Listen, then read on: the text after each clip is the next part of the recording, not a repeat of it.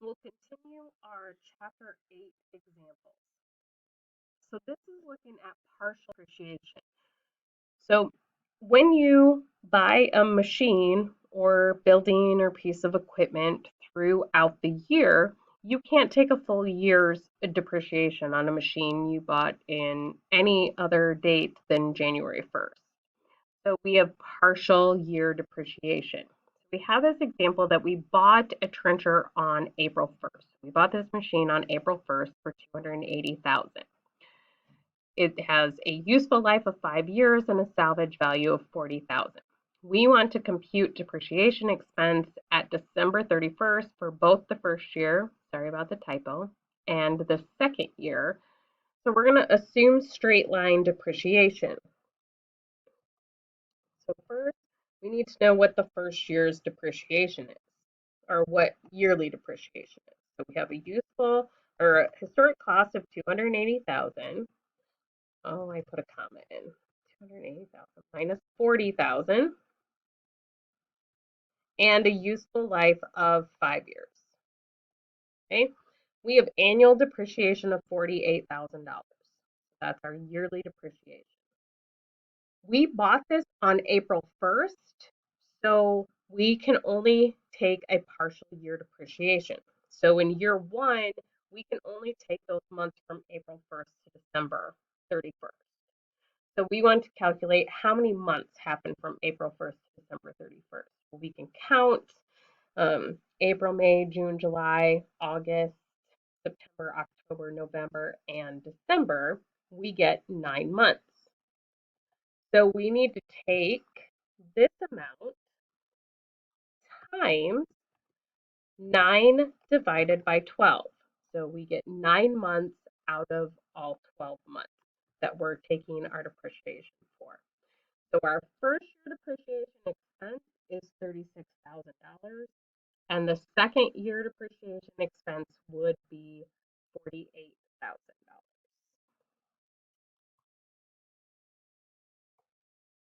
Okay. Oh, we did have a double declining. So assuming double declining, if we take 100 divided by 5, we get 20%. 20% times 2 equals 40%. Okay, so our double declining amount is 40%. So we're going to take 280,000 times 40%, so 0.4, and then that amount is going to be taken times 9/12. Okay, so we get in the first year, our amount is $84,000. Okay, in the second year, because double declining balance is based on book value, we need to find book value at the end of year one. So we have the cost of 280,000, and then we have year one depreciation of 84,000. So our book value at the end of year one is 196,000. The depreciation for year two is, we've got our value of 40%.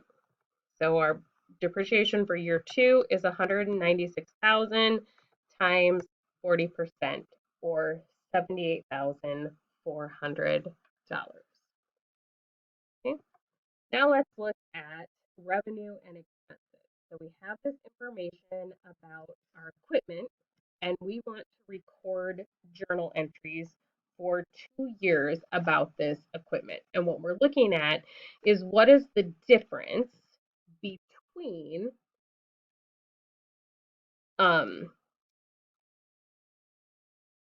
repairs expense and capitalized expenses.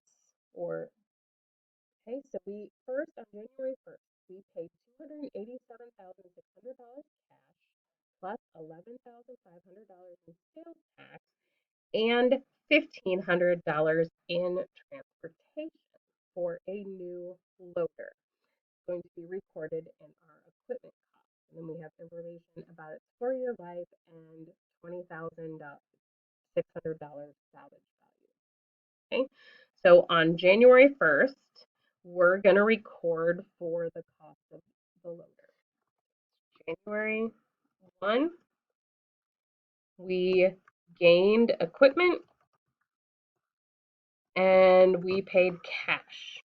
So the value of that equipment, we're going to add the $287,600 plus $11,500 plus $1,500. And we get a total of $300,600. We debit and credit for $300,000. Now on January 3rd,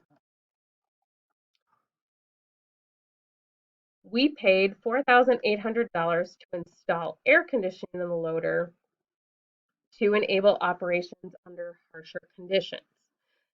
This increased the estimated salvage value of the loader. Okay, because it increased the salvage value, anything that increases the value increases the salvage value or increases the useful life is recorded as a part of the equipment, or we call that capitalizing it by adding it to the equipment account. So that would be added to equipment of $4,800, and then we would debit cash for $4,800. Our next equation is on December 31st, where we are recording the first year's depreciation. So we have depreciation expense,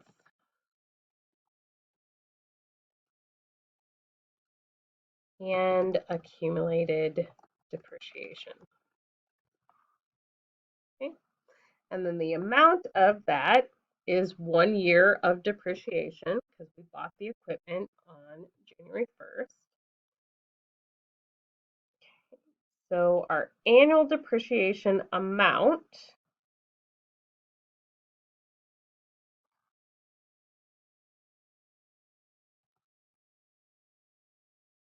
so we have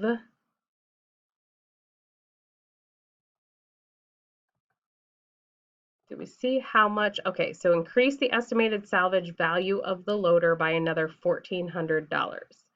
Okay, so in order to get the depreciation, we've got the original cost plus the 4,800 equals.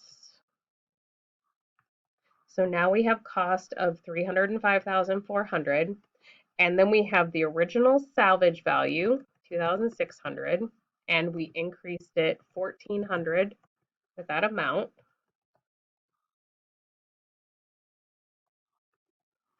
So we have now we have a cost of 305,400 and a salvage value of 22,000.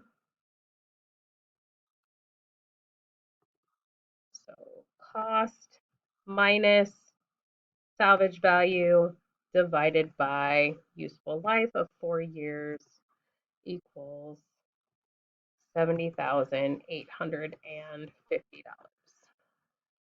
Okay, so those are the year 1 transactions.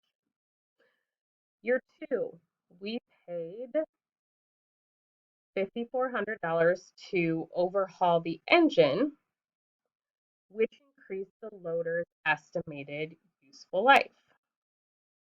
So because that increased the useful life, that is a capital expense, which means we put it onto the equipment. So $5,400, and we paid cash. Okay. We paid $820 for minor repairs after the operator backed it into a tree. That did not affect the useful life or the salvage value of it. So we're just going to record that as a repair expense. So on February 17th, we have a repairs expense and then cash for $820. Okay. And then we have December 31st, year 2 depreciation. So our estimated useful life was changed from 5 years to 4 years. And I think that's flipped. It's supposed to be 4 years to 5 years because it's currently 4 years. So we changed from 4 years to 5 years and increased the salvage value by 2,400.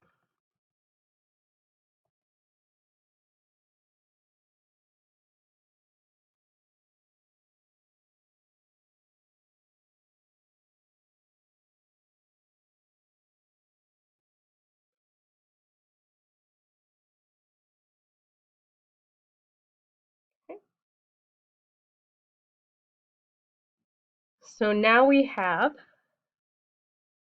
not looking at historic cost here because we've already depreciated some. So what we want to look at is what is the current book value. So we have our salvage value, or we have our depreciation from year 1. So now we have book value, our historic cost minus 780.50. Then we also added that 5,400. So the current book value of that piece of equipment is 239,950. Now we have a new salvage value. So we're going to have our depreciation expense and accumulated depreciation.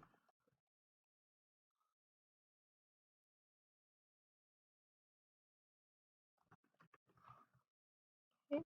And the amount is book value minus salvage value divided by 5 years. Okay. Or $4,310. We'll finish off these last couple in the next video.